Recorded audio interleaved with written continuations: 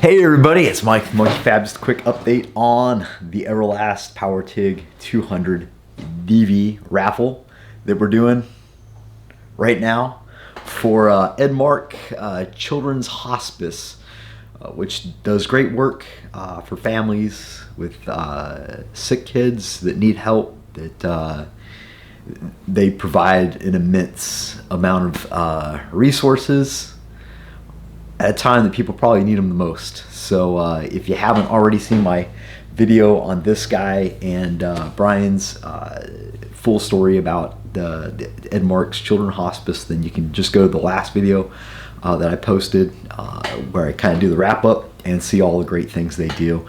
But I also realized I didn't really do a complete and comprehensive tie-up of this guy as far as, you know, bringing it all together. So we have 90 slots left, which we're doing 300 at 10 bucks a piece, and it should give us $3,000. Originally, you know, I was going to take the purchase price, you know, out and throw in some money additional. But what we're going to do is we're just going to donate the whole machine. That's coming out of my pocket, so we'll be able, if we get these additional, I think 90-ish slots filled, we'll be able to write a check for $3,000, which is one of the bigger ones we've done. So that would be cool. It's real hard right now, guys, to get the word out. This isn't the social media structure of, you know, 5 years ago or so when people could just see. there's no chance of me posting this video and it being seen by more than 100 people, even though we have 5,000 friends and followers, whatever. So if you guys could do me a favor and share this video about this so we can help finish it up, get those 300 slots sold, those additional, I think 90 or so that are left, then we will get this guy, do the drawing and ship it off to its new owner, and that'd be a great thing. So the machine itself, a really good machine. I really like having it in the shop right now. I got rid of my Vulcan. I went to a friend. But it's always nice. Like my job depends, as you can see. So if you guys just look on the shelf, I'm welding all the time. Those collectors that we sell on the website, monkeyfabgarage.com. Depends on welding, so it's always good. While my primary machine has just never failed me, it's always nice to have a backup in the garage, and I really like this guy for a backup. I like there's some things I like about it, so I'm gonna go over those real quick. I like this super thick lead line, and the torch itself is really robust. You can weld for a long time, especially on DC. You can almost weld, you know, just constantly. When you weld, you tend to stop, start, and so it does that just fine. If you're doing that continuous welding on AC, it heats up. It's air cooled. They all do that. It stays cool much longer than your typical smaller lead would do, and your smaller torch. So I like that lead. I like that torch. I like the simplicity of the machine, the value. It's I think $1,100 plus tax and shipping. It comes out to like 14 if you buy it off of eBay, like I did. I do like the knobs. The layout of the machine is quick. It's intuitive. I have 3 or 4 videos on this now. You can click on my playlists and just go to Everlast, and you'll see where we do the unboxing, go over all the parts. We go over it welding stainless steels and aluminum, and then we're here. So everything seemed to work really well. It was relatively intuitive.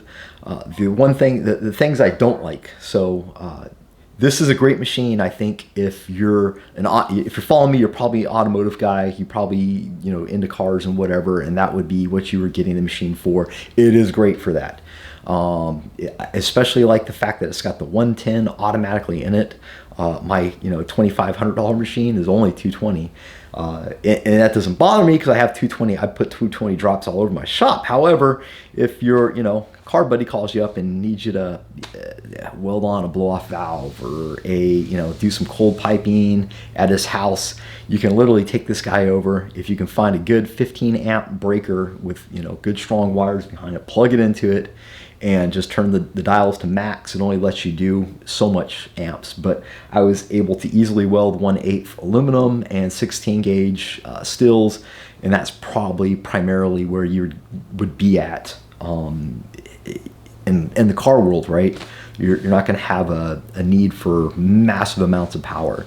And I just did it for a short time. I never had a problem with duty cycle or anything like that, even when I'm just welding collectors nonstop with this guy. But that was on 220, but it never timed out or heat cycled or anything like that. So good machine for that. That 110 volt, 120 volt, whatever you call it, is a great feature to have that gives you portability in a machine that's about 45, 50 pounds.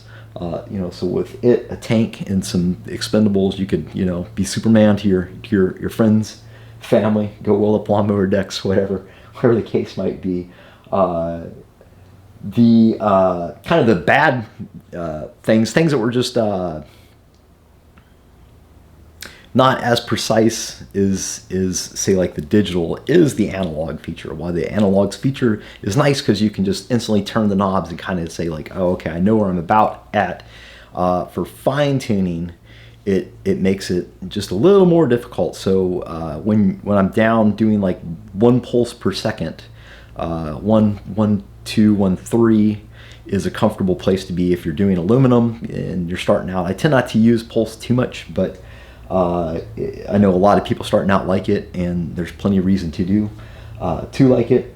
But dialing in that slow 1 pulse per 1.2, 1.3 seconds it takes a little effort. You can't just turn it and be like there, because it's not very clearly defined. So you're probably going to need a test piece just to dial that knob in just a little bit.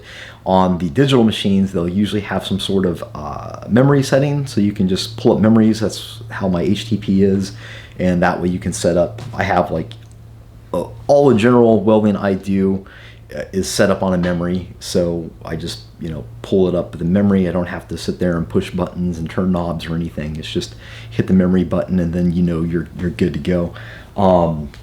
Whereas this guy, you just might have to fiddle with your dials just a little bit. The regulator, I believe, is screwed up. It's like overpressured, and you guys saw that in the last video where it's just at that initial, when you tap the torch and it starts to flow argon, it's probably like, it feels like it's like 60 psi or so, because it hits hard.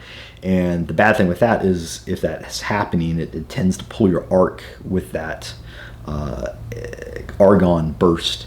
So the easy answer is you just tap the pedal before you start welding, off part, pop, and then come back and then go with your pedal as it's already flowing, and then you're not going to get that sudden impact of air. Or you could just spend, I think it's like somewhere between like 50, 100 bucks and get yourself a new regulator, or fix this one. I don't know if you can fix it. I didn't see anything obvious, but I tend to think that's what's going on. Any other bad stuff? The little denim torch cable cover is kind of chintzy. I'm used to kind of leather, but at least it's something. It didn't really cost anything additional. The ground clamp is a little bit on the chintzy side, but you can pick those up for like 10-20 bucks at any welding store. Get a nice copper kind of clamp. And yeah, there was nothing I wasn't able to do with it that I needed to do with it. It's just like any other 200 amp machine out there. But yeah, good machine for the value. Is exceptional. No complaints with this machine. So I think that is the end of me rambling. I think I've covered the goods, the bads, the uglies. Yeah, so like 90-ish slots left. Just, you know, if you go to the last video, all the information about doing the raffle is there. And as soon as we fill up those 300 slots, we'll shut it off, and we'll do like a live stream, you know, pick the winner and then post a video on YouTube. The live stream will be done from my Facebook channel, which is facebook.com/monkeyfab or monkeyfab garage. It's been a minute, I can't remember, but if you type those in, I bet you'll find it. And I'll try and remember to put the link down below in the description for you guys. But the easiest thing to do is just, you know, go back to my last video up in Monkey Fab channel, or it's probably even over here or there, depends on how you're watching this, which way my fingers are pointing, on the sidebar with the raffle for this guy. So go check it out. Really appreciate it. All the money is going to a great cause. I appreciate you guys' help.